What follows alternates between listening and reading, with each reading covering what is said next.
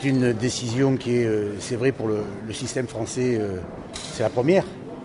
Parce qu'à l'historique, c'est simplement l'application de la loi et des lois.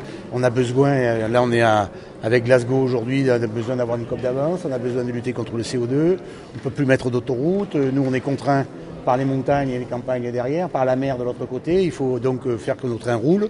Et donc aujourd'hui on a là 2 offres sur 33% du réseau qui sont d'excellente qualité.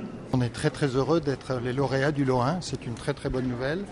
Ça faisait très très longtemps qu'on avait envie de travailler en France, puisque Transdev est un opérateur ferroviaire important à l'étranger, mais pas en France. Et donc pour la première fois, on va pouvoir faire rouler des trains en France. Comme dans toute compétition, nous on a candidaté pour gagner.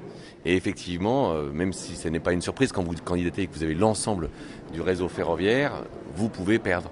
Mais c'est effectivement un choc pour l'entreprise, puisque c'est effectivement la première fois que nous perdons à cet appel d'offres. Donc oui, c'est un choc pour l'entreprise que d'avoir perdu ce lot. On croit au ferroviaire, c'est le seul moyen qui vous permet d'avoir une transition écologique dans les meilleures qualités. Et aujourd'hui, sur le lot que nous avons gagné, c'est 75% de trains qui seront supplémentaires à l'horizon 2025. Ce sera 39 trains rénovés que nous utiliserons, financés par la région. Ce sera un nouveau technicentre, ça va être un centre opérationnel à Nice. Donc nous nous préparons pour qu'en 2025, l'ensemble des éléments nous permettent d'avoir une meilleure qualité de service. Et je rappelle l'ambition, 98,5% de trains à l'heure. Et cette ambition, nous sommes convaincus que nous pouvons la tenir.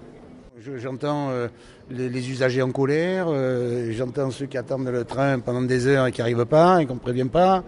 J'entends tout ça, donc j'essaie de faire un équilibre logique et je reviens à quelque chose de bas. C'est un service public que la région finance et qui est au service du public. Voilà.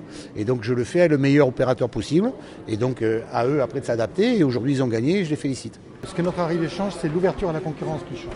L'ouverture à la concurrence, c'est l'occasion effectivement pour les régions de ne pas avoir simplement un opérateur qui est l'opérateur historique, mais d'autres opérateurs qui amènent des savoir-faire, des expériences différentes. Ça amène d'ailleurs aussi l'opérateur historique à changer et à moderniser. C'est ce qu'on a vécu en Allemagne, où l'ouverture à la concurrence remonte à 1996 et où l'ouverture à la concurrence a permis effectivement une offre beaucoup plus diversifiée et une baisse des coûts tout en améliorant la qualité pour les voyageurs. Sur le lot que nous avons gagné, nous allons passer à 98,5% de régularité. Nous sommes aujourd'hui entre 91 et 92. Donc vous voyez, la SNCF est mobilisée, est pleinement mobilisée pour répondre aux appels d'offres. Là, on investit pas simplement sur les opérateurs, on investit sur la totalité du réseau.